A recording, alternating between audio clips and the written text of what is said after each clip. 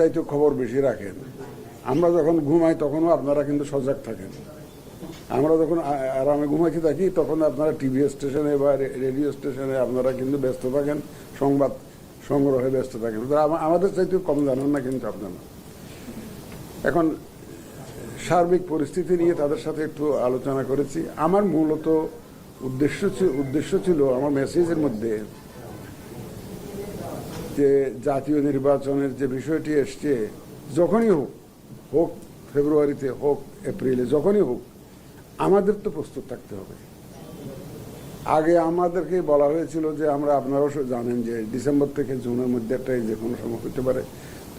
আমরা সেই টাইম স্পেন্ডটা মাথায় রেখে প্রস্তুতি শুরু করেছিলাম এবং সেভাবে এগিয়ে গেছি আমরা।